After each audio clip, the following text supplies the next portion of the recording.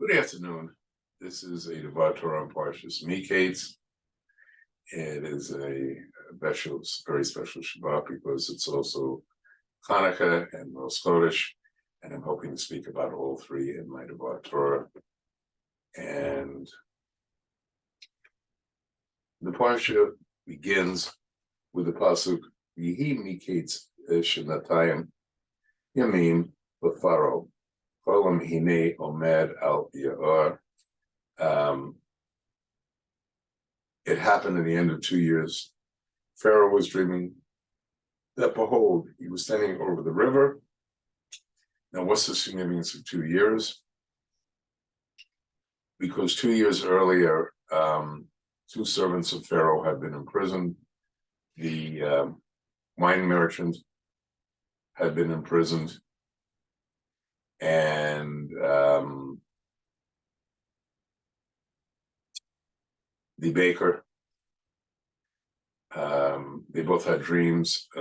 Yosef accurately predicted that the wine, in 3 days, the wine servant would be restored to his position, and the baker would be hung. And that came to pass. Twice Yosef had asked the wine servant, please tell Pharaoh I'm innocently imprisoned here. Because he did so. Now, for most individuals, you're supposed to try to get help, not divine help necessarily, but in this case, Yosef was such a level that should have been given to him, and he should not have doubted and starting asking for human intercession. Because he did, and because of who he was, Hashem set a limit 2 years.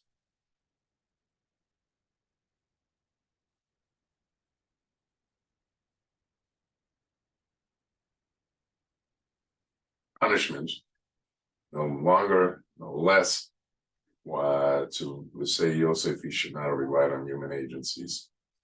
And this level of Munah and belief and trust in Hashem should have been greater. In any event, the dream reflects the following. Pharaoh sees coming out of the river, which is now 7 healthy cows, very healthy, up from the river, and then comes 7 super emaciated cows. Like this Pharaoh says in his recount of the dream, he never seen such emaciated cows in all of his time. The emaciated cows swallow up the healthy cows, but doesn't look like they've eaten anything. Pharaoh wakes up. He has a second dream. Paul's sleeping has a second dream that he said he saw 7. He saw 7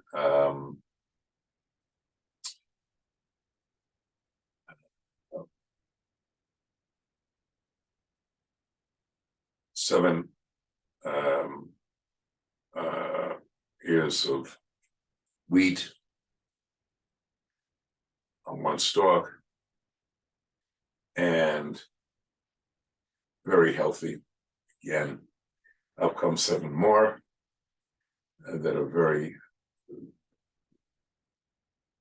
I won't use the word emaciated, but are scorched by the wind, looking very unhealthy. They swallow up the full ears, and again, they don't get any bigger. Pharaoh is shocked by these dreams. He goes to all of his wise men and necromancers to try to figure out what it means. Nothing can come up with an explanation. Then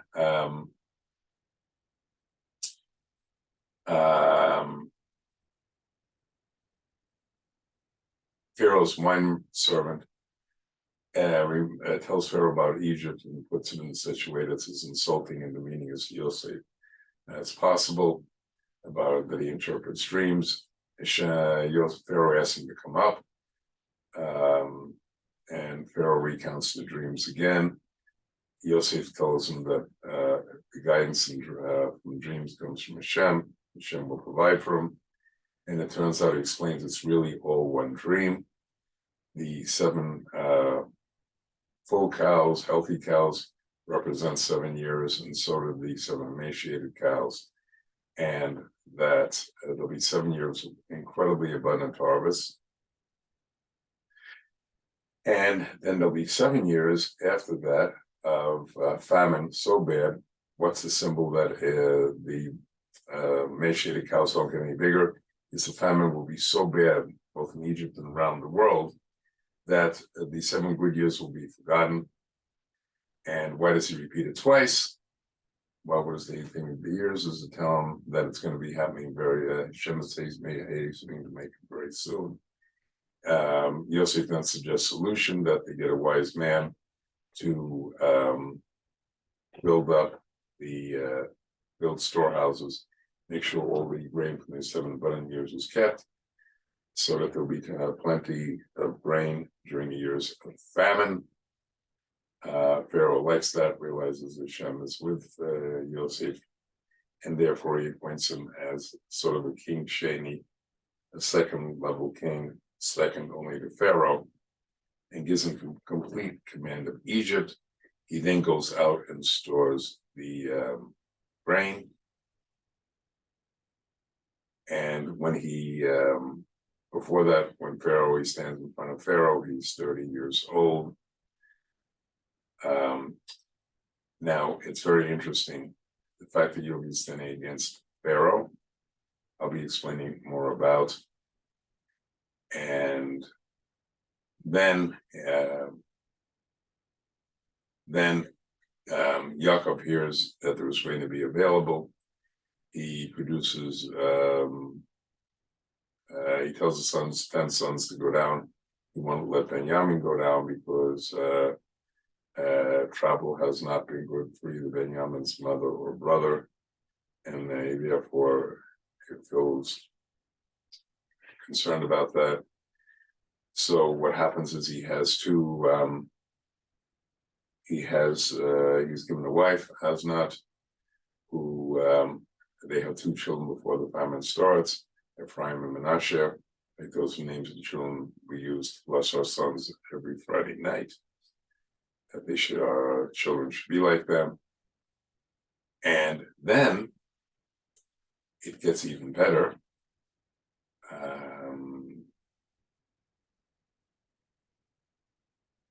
When more exciting, it gets very exciting when Yosef's brothers come down. He accuses them of being Meraglim spies. They deny it, of course. They're just trying to buy grain for the family. However, in one sense, they're both right. At that time, Parashat shot of the meaning of the verse, it's for that time, and they are in fact buying for their families. However,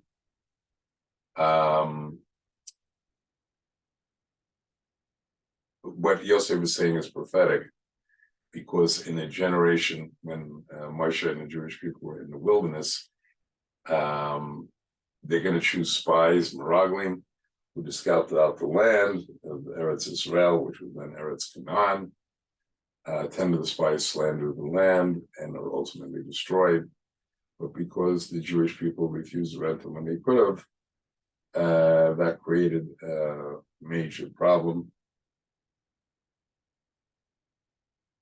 because the entry of the land was delayed for 40 years because of the punishment. At that point, the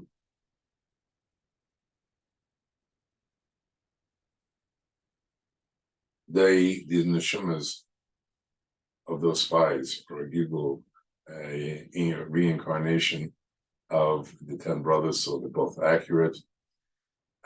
Yosef finally says that he'll only imprison Shimon, imprisons them all for 3 days, because even though he knows who they are, he remembered the prophetic dreams, and therefore he decides to put Shimon in prison, one of the brothers, and sends the rest up and say they can only come back with Benjamin.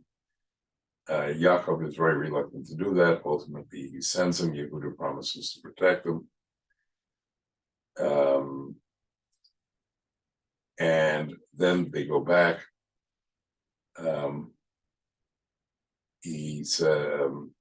Yosef said all was fine, even though they had found the money which had been put by one of Yosef's sons when the tribes were not around.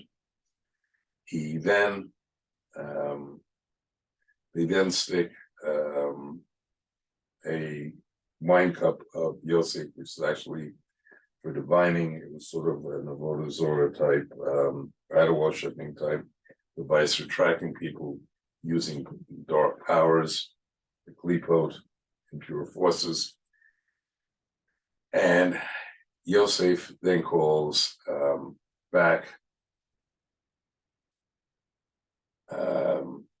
them back, and they find it in Benjamin's, and he says, okay, the rest of you can go up at Benjamin. You're staying as my slave. All the other brothers promised to be slaves instead. Wasn't good enough for him. And that's where the Parsha ends. Now, what I would like to focus on today is the connection between Shabbat, Chanuka, and Rosh Chodesh. Now, if one looks, there are many similarities between Pharaoh and the Egyptians and King Antiochus, the king who was in charge at the time of the Chanuka story, when they were trying to force the Jewish people to abandon the Torah, stop doing mitzvahs. It was a very different exile from the other exiles, because in the other exiles, nations of the world are trying to wipe us out physically, on the whole. This is some exceptions. However, with this time,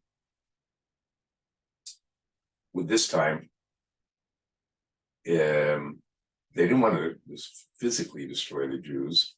They wanted them to spiritually abandon the worship of God, of learning the Torah, and of doing the mitzvahs.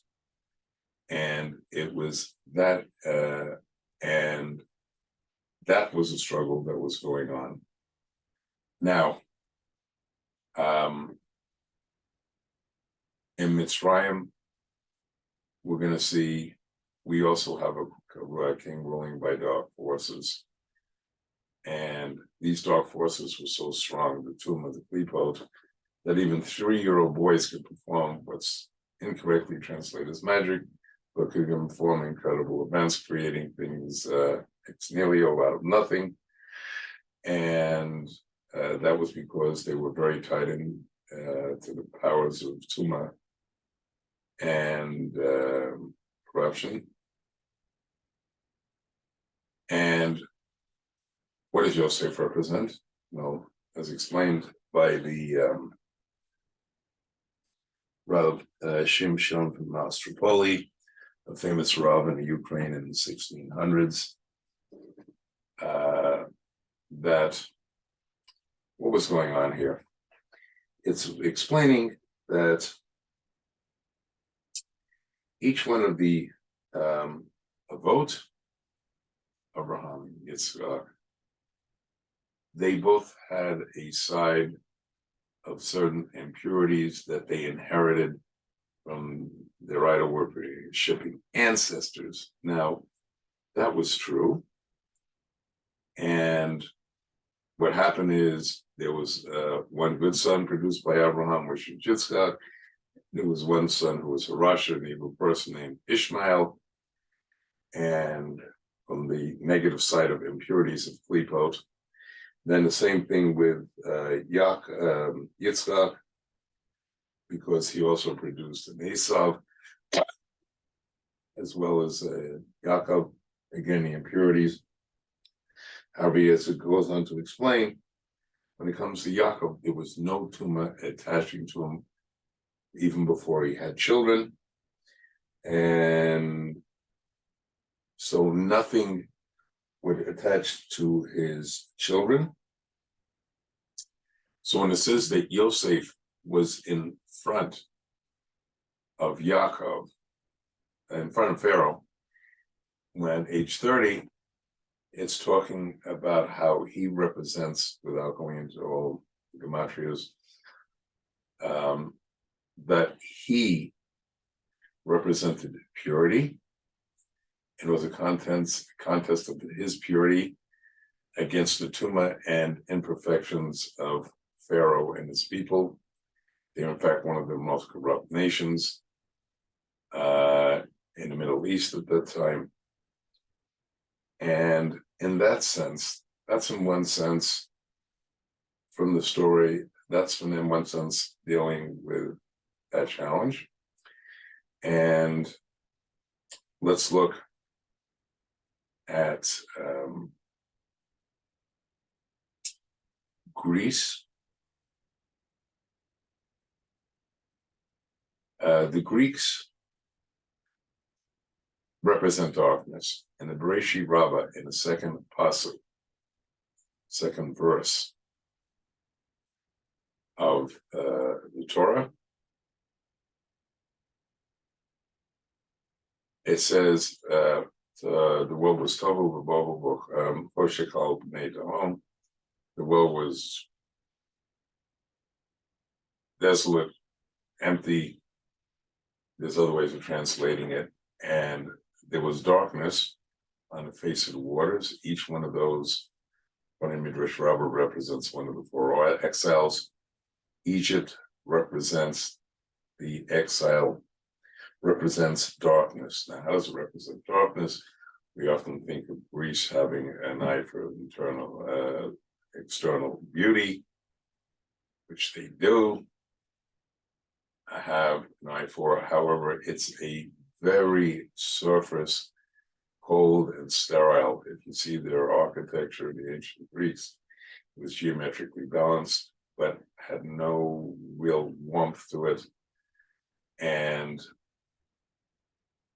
that represented the Greeks, who were descendants of Yafet, as Noach said in his blessings to you, Yafet, from whom the Greeks descend, and from Shem, from whom the Jewish people only ascend. It says that Yafet shall expand, but in the tense of Shem, which means as long as they're following what they're supposed to, won't be a problem. However, if they take off on their own, it's going to create problems and rampant materialism. And this is what we see. In Egypt, the Tuma, Klipot, the impurities were so strong that a 3-year-old child could produce what they call magic. It wasn't really magic, but allowed them to, using the dark forces, transmute objects, create certain objects from appearing from nothing. It wasn't a magic trick. It was a real known power at that time. And then we have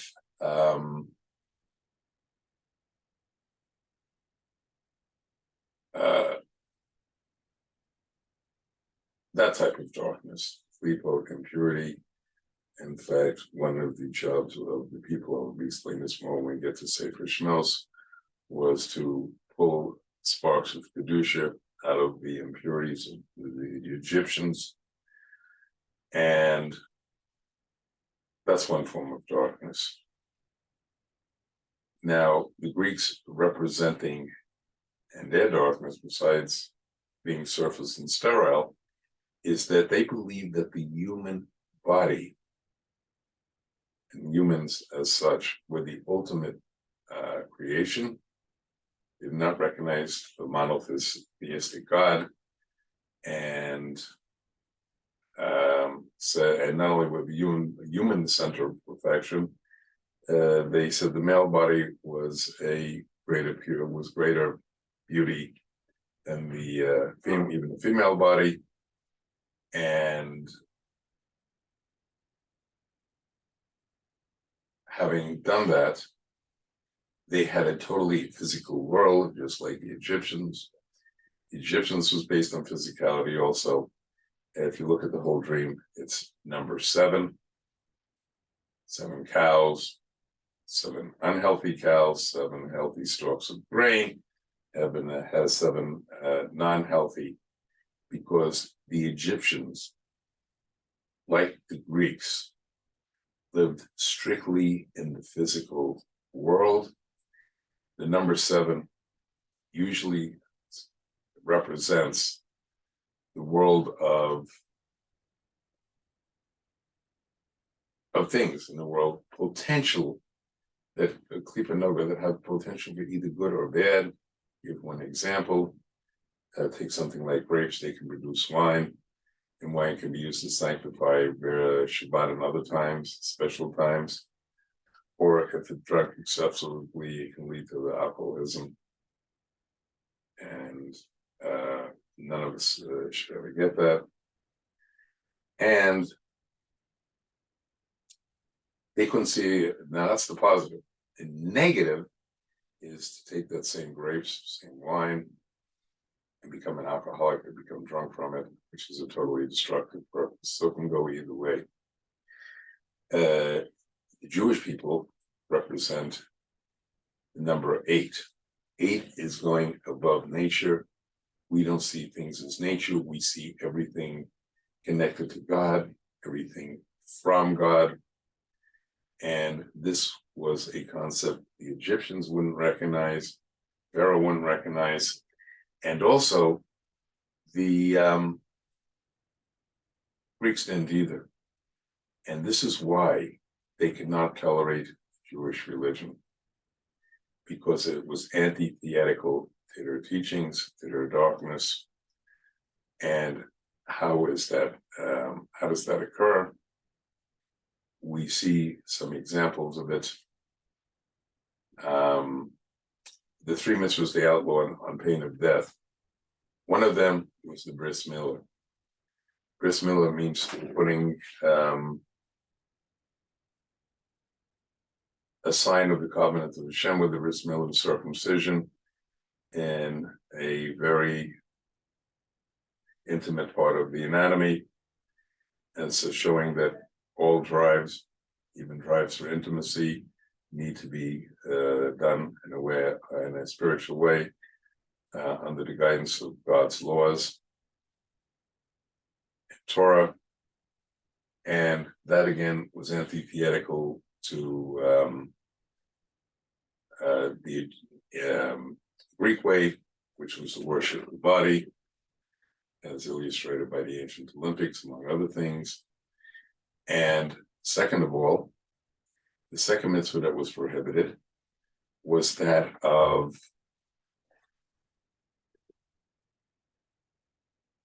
a Shabbat. Because if there's such a thing as Shabbat, that's recognizing 1 out of every 7 days that God created world Yesh Ma'ayin. It means from absolute nothingness. He rested on the 7th day. And what happens on the 7th day is Hashem is giving spiritual koach, power, to the universe to survive for another 7 days.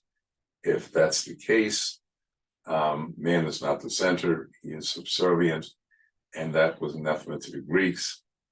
The second idea is and the third one is the new moon. The Hebrew month, it's a lunisolar calendar, begins with the new moon appearing in the sky. It's now done mathematically, pending the return of Mashiach, and the redemption, in other words. But at the time, it was done by witnesses in Sanhedrin, and it was